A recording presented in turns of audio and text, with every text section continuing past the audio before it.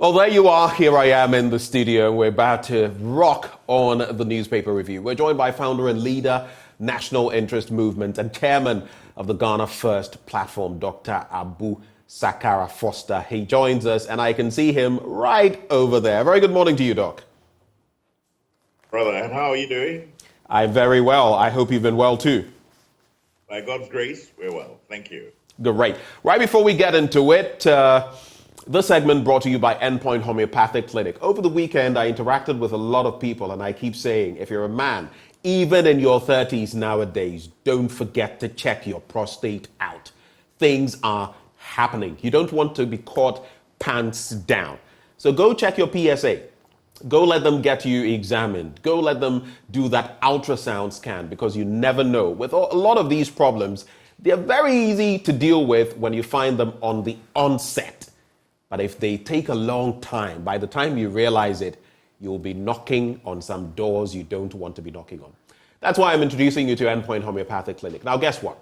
They're offering free prostate screening, and if you're a woman, fertility screening, all gratis, for free. Here's where you can locate them. Spintex opposite the Shell signboard here in Accra. In Kumasi, Kronoma here behind the Angel Educational Complex. There is Takrady Anaji Estate, Tema Community 22, Techiman Hanswa, and the Siama and Zema.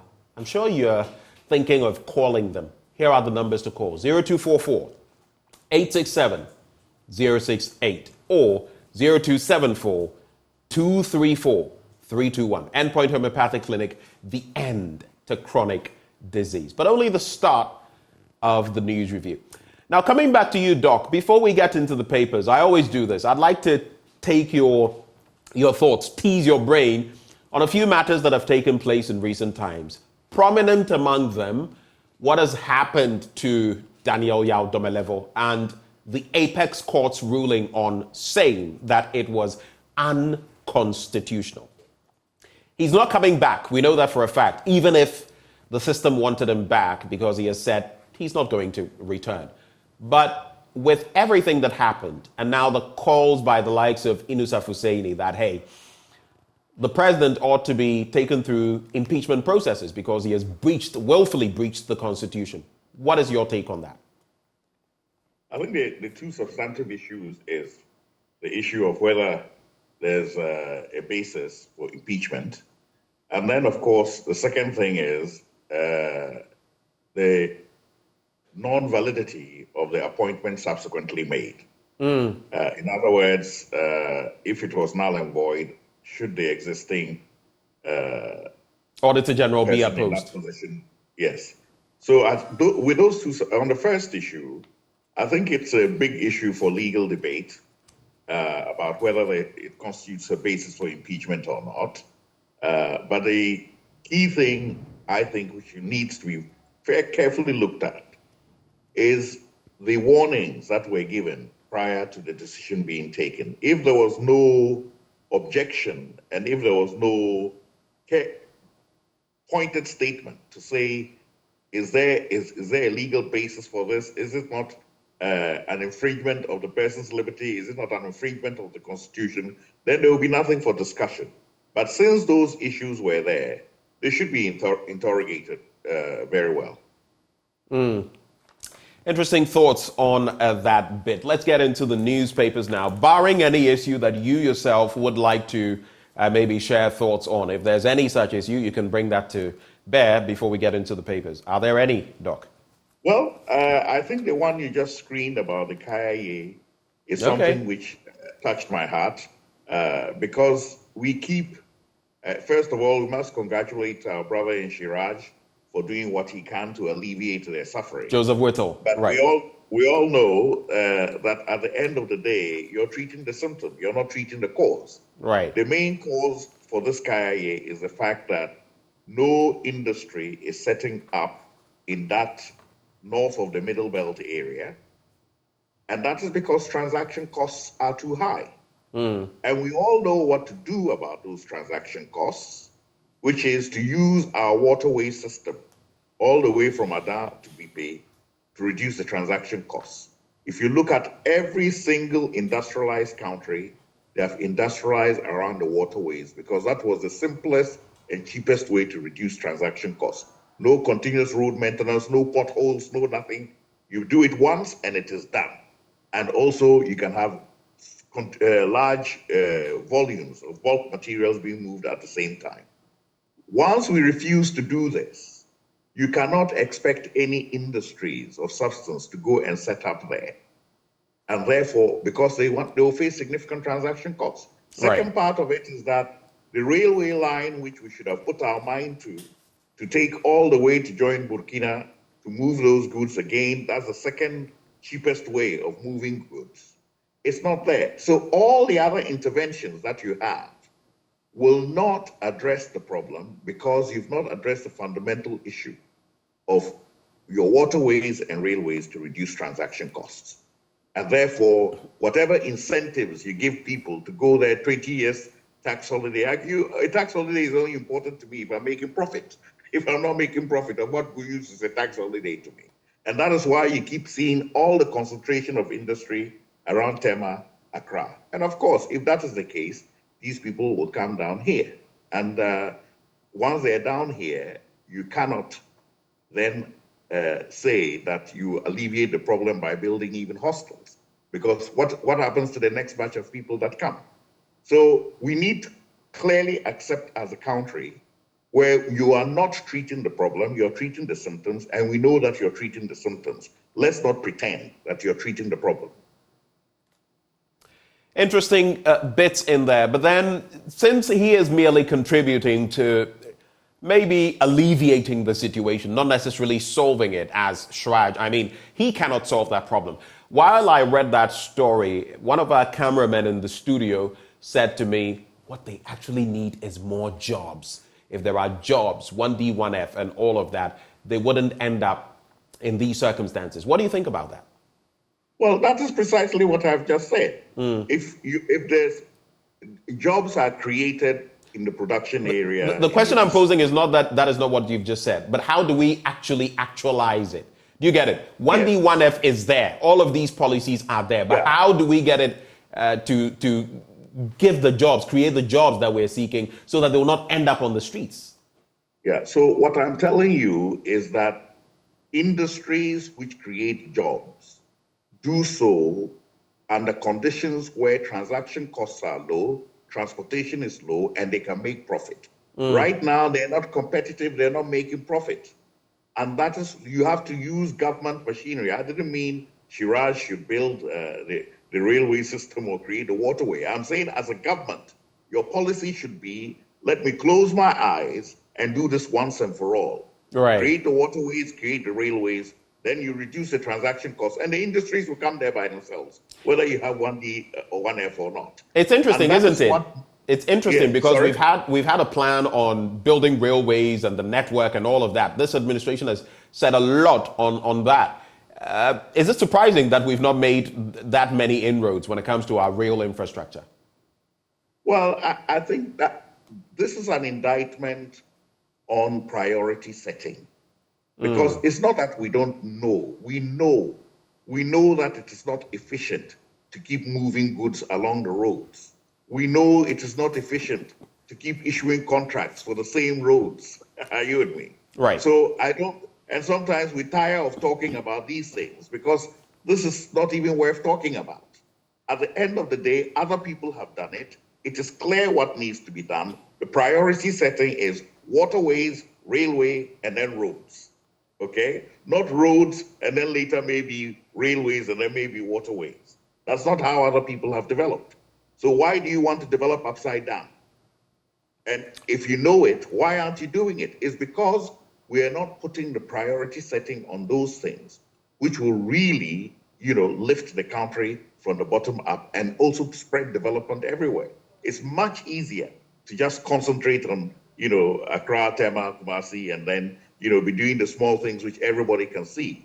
And that's because our democracy is being driven by these what I would say, election-winning projects. Instead of nation-developing projects, we're looking at election-winning projects. Cut the road into 10, 20 pieces and do a bit of it in every constituency, and then the votes will come in. But where does that take us? It leaves us where we are.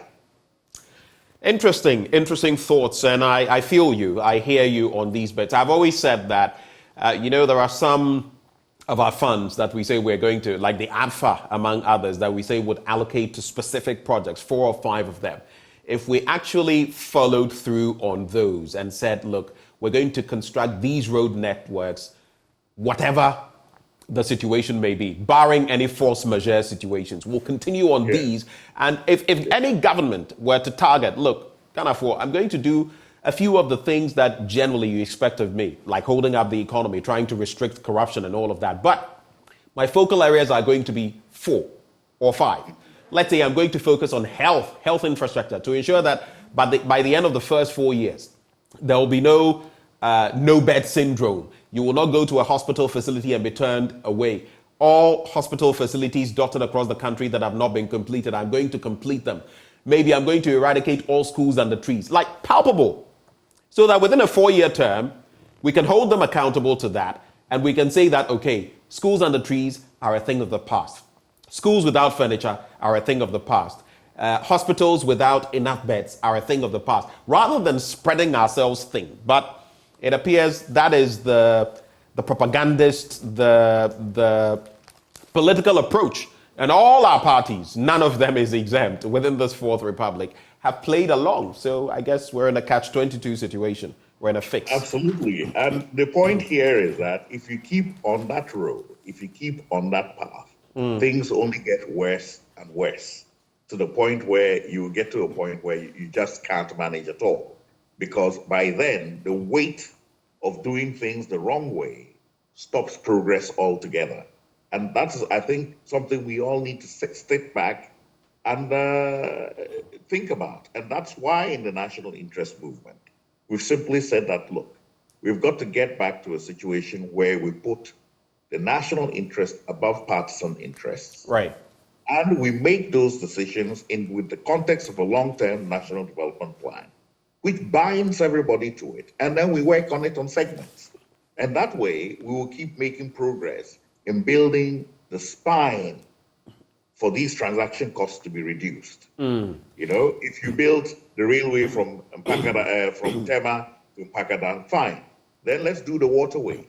After that, let's take the railway from Bipe or wherever else is suitable up to Burkina. Then we've got one long system from Ada all the way to Bipe, all the way to Burkina. Right. It's linked. That alone. If you do that alone and you don't do anything else in your 4th term, you would have accomplished more than everybody else who has been sprinkling salt all over the country. Right. and just to cap off so we can get into the papers, that exactly was the approach of the Osajefo. If you look at some of what he left, the dam, some said, oh, this huge dam, I mean, look at the population of the country. Why put this there? Till today, it has been our savior. The Tema motorway, the Tema community and its industrialization. Right. Yes, I believe it was Sir Gordon Gaggisberg who started, the Kolebu Teaching Hospital, if memory serves. Yes. But he followed through on that and made it what we know it to be today. So specific projects, look at that, health, rail or transport, then energy. 3 focal areas. And look at what he left, still extremely relevant today. Why we're not learning from what someone over 60 years ago could do, forecast, I do not know. But if we stay on this trajectory, we'll be here and not get into the papers. Well, those are backbone projects. Are you with me? Yeah. They're not fingertip projects. They're backbone projects around which you build the rest of the body. Yeah. And if you do those, if you've got a spine, you can build the rest of it around it. But there we are. We're still where we are today. The Daily Graphic this morning, new curricula implementation, give us textbooks. Educational heads cry out to GES ministry, moves to resolve the challenge. And of course, as I'm reading this, I'm going to be asking you about the laptop for textbook situation. But some interesting stories, other interesting stories. Anthrax rears ugly head, kills one in the Upper East. Now that's nasty. That's dangerous. Anthrax in there. SMEs Clinic and Fair, Access Bank lends 504 million Ghana cedis to 170,000 businesses. KNUST rated first in world ranking for quality all alumni of that institution ought to be proud. And Green Ghana Day, 4 days more. I keep saying, I see the president smiling, the vice president smiling, the Lands and Natural Resources Minister smiling for Green Ghana Day. But what is happening with Galamsey? And what are we doing? 1 step forward, 2 steps backwards, or maybe 3, 4 steps backward? What is the situation? Anyway, let's start with the banner headline. Municipal and district directors of education and head teachers of some basic schools in the central region have made a passionate appeal to the Ghana Education Service to ensure the supply of the full component of textbooks to basic schools. They said the current shortfall in the supply of textbooks, particularly for English language, core mathematics, and science, was not aiding effective teaching and learning under the new standard-based curricula. Now, these concerns emerged when a 20-member Government Assurance Committee of Parliament embarked on a verification visit to some selected basic schools in the Central Region last Thursday and Friday. Now, in terms of the minister's response, however, in a quick response, the Minister of Education, Dr. Yawase Educhum, said there were enough textbooks and copies for all regions and said the ministry was working with the regional heads of stores to correct the deficit. That's one thing that we often see happen. When an issue is brought to the fore, there will be a rebuttal, a counter quickly in terms of what supposedly is, which per any reports may not be the case. But how do you respond to this story, especially as, like the Vice President announced, we're also contemplating giving laptops to students with textbooks on them when we can't even provide textbooks themselves? Well, I think this highlights the discrepancy between those who have and those who have not. Some people don't even have textbooks, and we're talking about giving other people laptops. Yeah. It's not that laptops is a bad thing, but the basic thing is, on what grounds, against what infrastructure are you providing those laptops?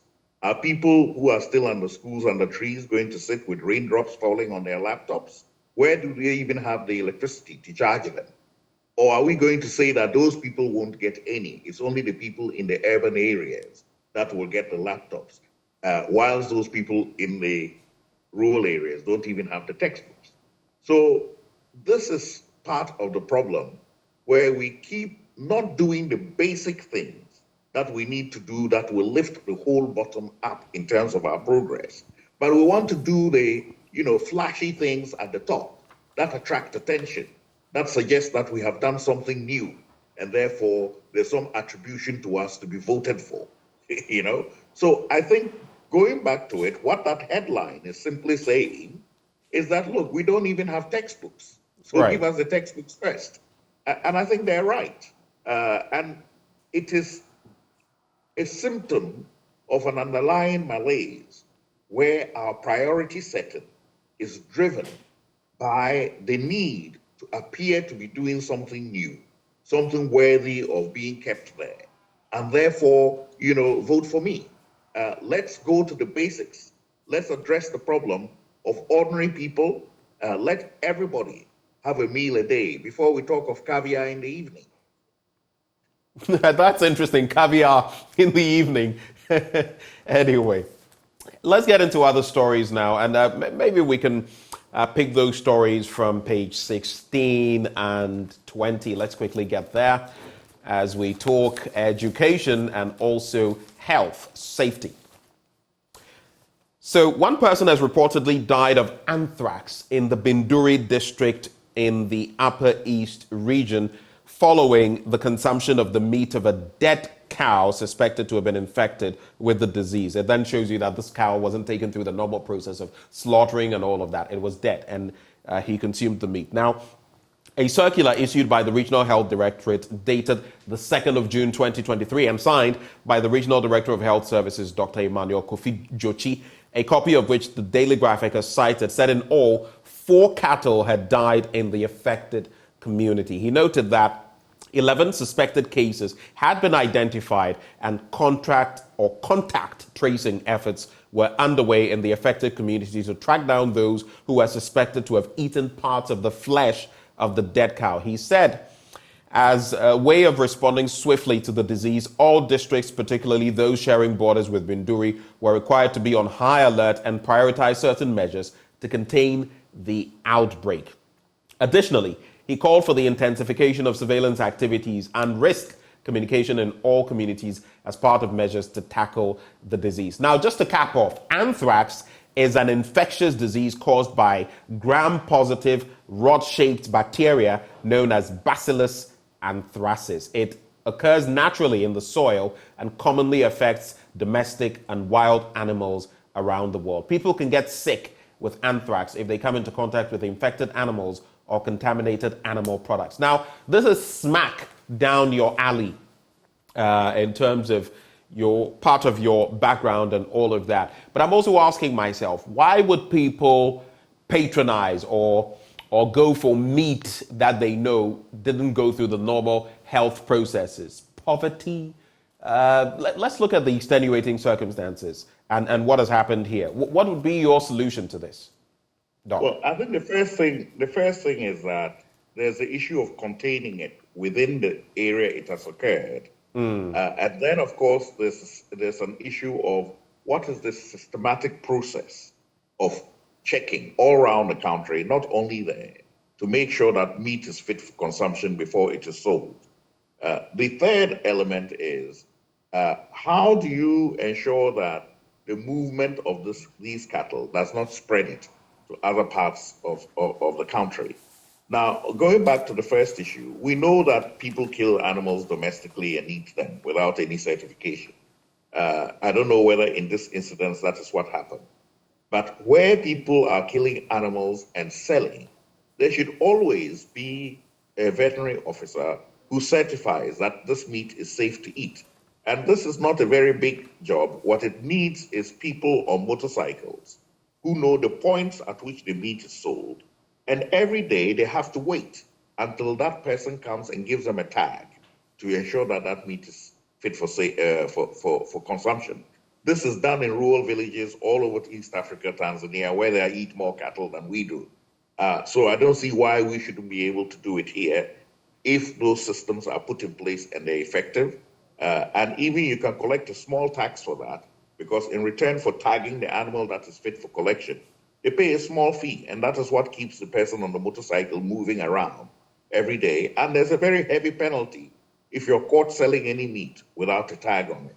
So those are enforcement issues where prevention is concerned. Now, of course, a lot of people don't know that this meat is contaminated before they eat it. Right. You arrive at a festival, etc., the meat is being served. Nobody ever asks, oh, is this meat safe from anthrax? You just get on and eat. So it is really the mechanism that prevents that meat from being sold beforehand that we need to focus on. The larger issue of movement of cattle, right, and the danger that this may spread to other areas has to do with a much, much bigger problem that is related to our lack of ability to transform our cattle rearing, not only but livestock rearing, from this roaming around all over the place to being domesticated in particular zones to have enough biomass for them to eat, instead of them roaming from place to place. We call it nomadic herding, etc. Right. But the real issue is that they're not fixed of a fixed location anywhere. Now, that means that they can transport those diseases all over the country. You and I know that. And they can come across other cattle which are not infected, but they infect them. So if this spreads because of this, it's because we don't have a system of controlling those people. We don't even know who they are and where they are, and whether even the animals, the number of animals they're carrying, is not destroying more biomass than we can produce. So these are major, major issues that we need to address. Of course, the other issue is that we know they move across borders, so you don't know where it has come from. And there's a security issue related to that as well. Right. But we need to have a policy where we know the carrying capacity of our land in terms of these animals. You zone them in particular areas, so you know they're located in particular areas. I would say go as far as even tagging the herdsmen electronically. Right. So when they're moving, you know who is moving with how many animals. And then if there's an outbreak, you know where it is and you can address it quickly. But more importantly, we need to produce enough biomass to keep these animals rooted in particular areas for a while.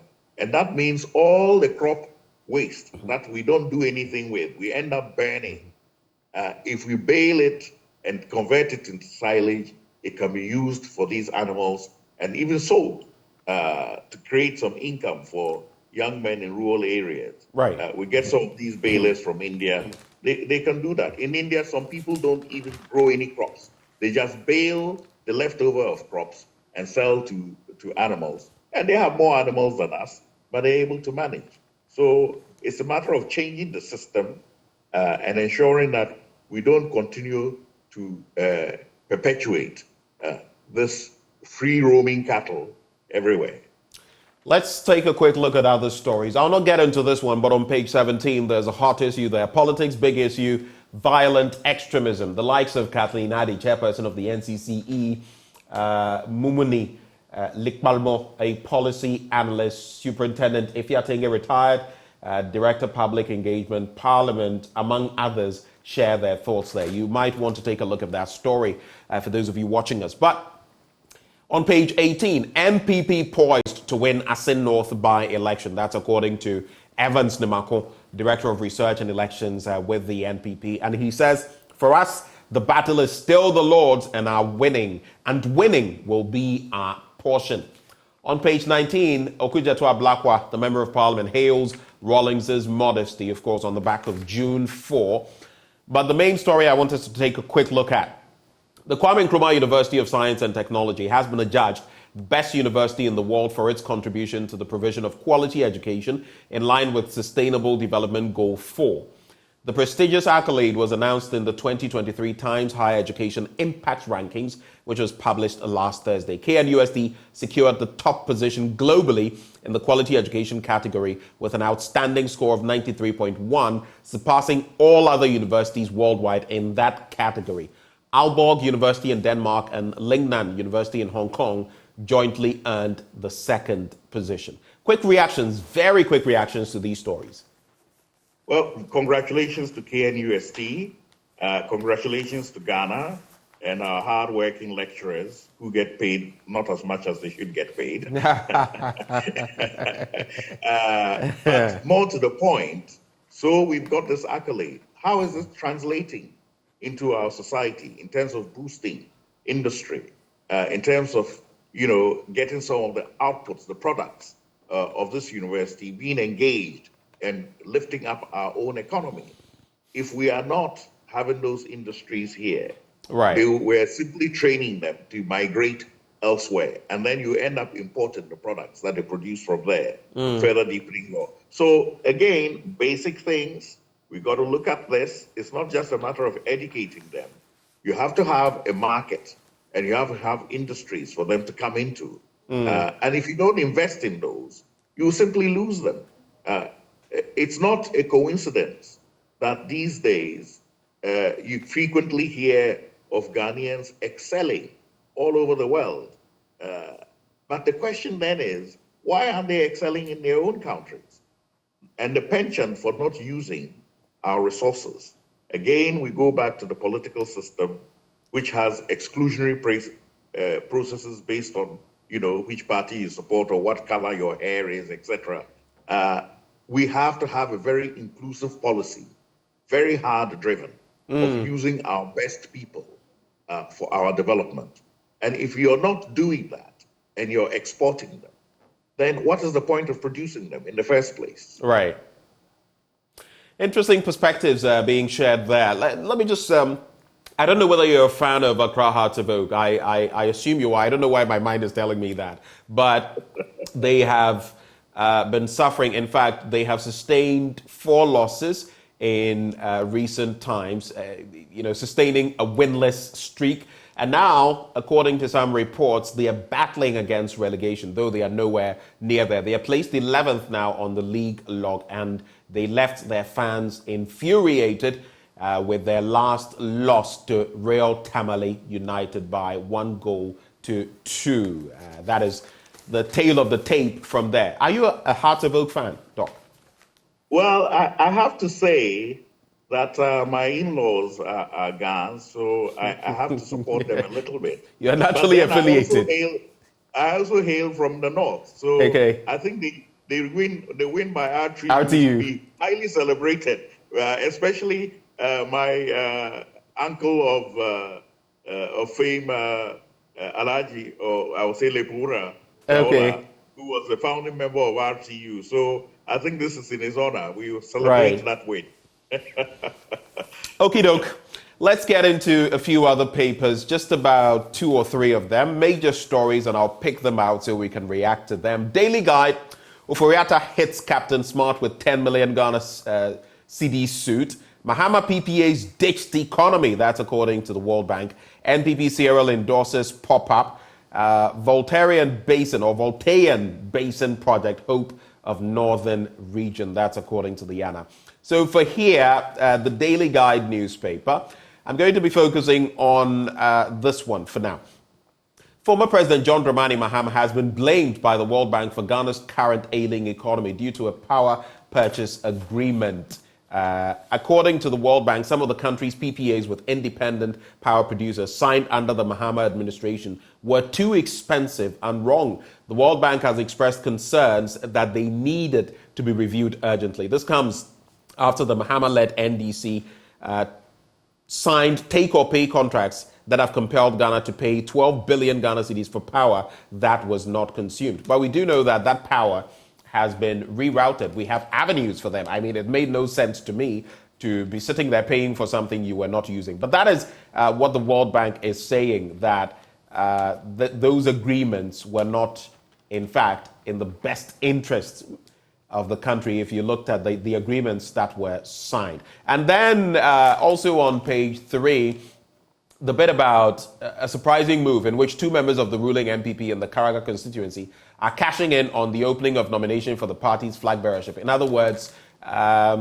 endorsing different candidates. That's for the Daily Guide.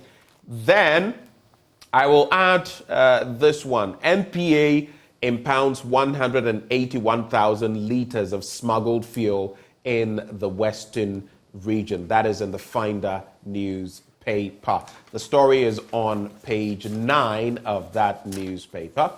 And it says the MPA has confiscated 73,000 liters of crude oil and 108,000 liters of diesel from smugglers on the high seas in the Western region. The separate operations were led by the Navy and Marine Police between January and April 2023. Kudos to the MPA. Quick thoughts? Well, I think first of all on the power purchase agreement contracts, you know, you have 2 problems. One is very bad, and the other is not so bad. Right. If you don't have any power at all, that's a very bad problem. If you have power in excess, it's a problem, but it can be solved. You find other ways of using it. Now, I think that it is somewhat disingenuous to keep going back and blaming previous governments. We know that all governments have their share. But if you come into government, you solve the problems that you come to meet. You don't go back to the beginning to, remake the situation so you can solve it in a better way. Can we go back and have that power supplied at a cheaper expense? No, we can't do that because it's already been done. Move on from there and look at the problem now. The problem is that you have excess power and therefore you find something to do with it. That is your problem. Pointing out the previous problem does not solve that problem. So I think that we need to move as a people away from this habit and this penchant of always going back to shine the torchlight. You could have said that, Nkrumah wasted money on, Akosombo Dam. We were using only 10% of the power. But what happened afterwards was that other ways of using it were found. And that grew the industry significantly at that time. So if you have excess power, find ways of using it creatively. You're still importing a whole lot of fertilizer and agrochemicals, and yet you're flaring gas off, the coast of Takoradi and talking about climate change. Why didn't you invest in fertilizer industry and agrochemicals? Are you with me? Yeah. To use some of that power. And you would have added value, reduced cost for our agriculture people. Are you with me? And increased our productivity. So let's focus on solving the current problems and not always going back to accuse other people who solved the problem. And anytime you solve a problem, there are other problems created. Yeah. And the idea of government is to have a train in which there's a continuous solving of problems as you go along, not a continuous blame game. Interesting. Passing the buck all the time. That also reminds me of the Planting for Food and Jobs and that latest report by the Peasant Farmers Association of Ghana. But that's something that we'll have time to go into some other time. Doc, we'll have to sew it up here. We're very grateful for your time. Barring any last-minute comments that you have, we'll have to cap it off here. Well, no, I think we are very happy that your program continues to focus on issues and bring those issues in the context of a national discussion where we can contribute dispassionately in the interest of the nation. And we acknowledge and applaud you for that. Thank you. Well, we acknowledge the platform. That is what we stand for: independent, fearless, and credible journalism. Thank you very much, Dr. Abu Sakara Foster, founder and leader, National Interest Movement, and chairman of the Ghana First platform. Grateful for your time, sir. Right before we get into sports, up next, this segment brought to you by Endpoint Homeopathic Clinic, bringing us to the end of the news review. Of course, they're offering free prostate screening if you're a man, free fertility screening if you're a woman. Locate them in Spintex here in Accra, opposite the Shell signboard. There's also Kumasi, Kronumabwe here behind the Angel Educational Complex. There's Takrade Anaji Estate, Tema Community 22, Tichiman Hanswa, and Esiama Enzima. Here's where you can reach them in terms of the phone numbers, how you can reach them. 0244 867 068. There's also 0274 234 321. Endpoint Homeopathic Clinic, the end to chronic disease. But there's more, a whole lot more coming your way in sports. Up next.